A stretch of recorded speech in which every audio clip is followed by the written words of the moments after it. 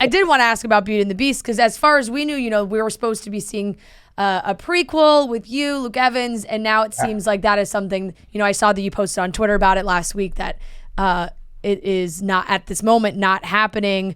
And I just want to say I'm very sad about that. I'm sad too. It's nobody's more sad than I was going to say, not to make you feel worse. And our incredible cast, Rita Ora, who just signed on, Brianna Middleton, who was going to be brilliant for Rafi. The truth is that we were approaching a start date that was criminally close, and we just, from a production standpoint, we just weren't ready. Yeah. There's so much production right now because of COVID that has sideswiped us, right? And we sort of had this one window and our schedules got crazy. And I still think it will happen, if that gives you any sort of solace. Like, I really firmly believe that the show is going to happen. It's sort of like what happened with Obi-Wan on Disney Plus, where it was supposed to go into production 2 years ago, and then they halted production and said we need more time.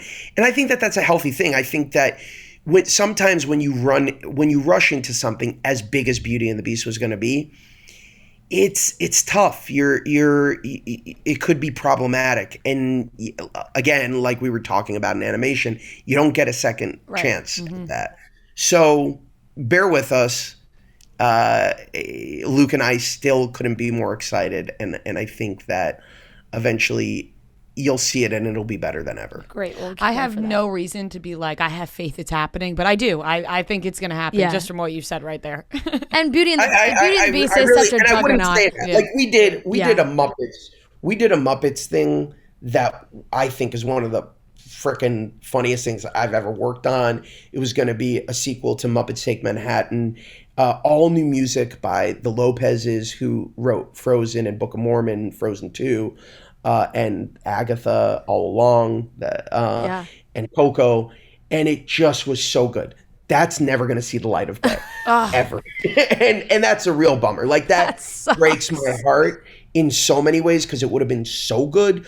But this, it's sort of a different set of circumstances. Yeah. Well, I saw that you had a YouTube channel going for a little bit that you haven't posted on in some time. Do you think you're going to get back to posting on there? And do you think that because I know there's like a lot of things you got to sign, a lot of contracts, a lot of rights. Do you think that anything you work on that doesn't see the light of day on like streaming services or anywhere else can be put on there?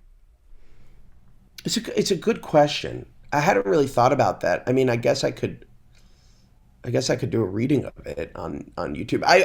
The YouTube channel was solely built to support the Reunited Apart series I did during the pandemic, where I reunited cast from my favorite movies, from Goonies to Ghostbusters to Back to the Future to Lord of the Rings, and Ferris Bueller and beyond. And basically, after we sort of got back to normal, it didn't feel like there was a need for that enterprise anymore. As much as I love doing it, it was so much work, and it felt like a good time to just put it on pause. But that's a great idea. I don't know. Maybe. Yeah.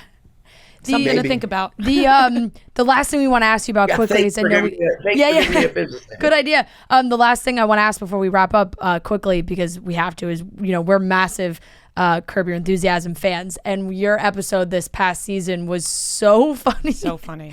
What was it like working on that show and playing that character and interacting with Larry David like that? I feel like it's just a dream to get on that show.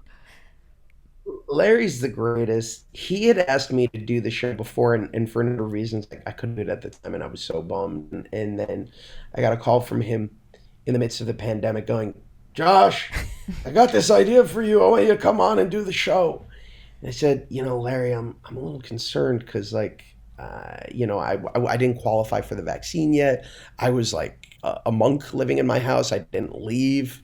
And he goes, "Josh, the median age on my show is 75. You're going to be fine." And so going and getting to do Curb Your Enthusiasm with one of the greatest comedic minds of all time was such a thrill. But what made the character so enjoyable to me is usually the guest stars on Curb Your Enthusiasm are foils to Larry.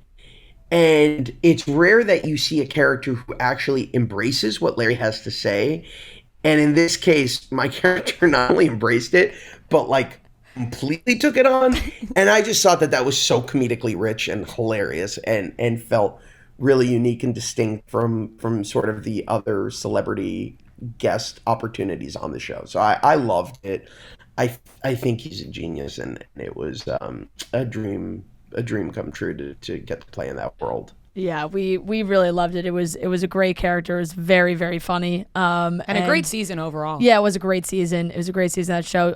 One of those like perfect seasons of Curb. Yeah, which yeah. is like Nirvana. Yeah.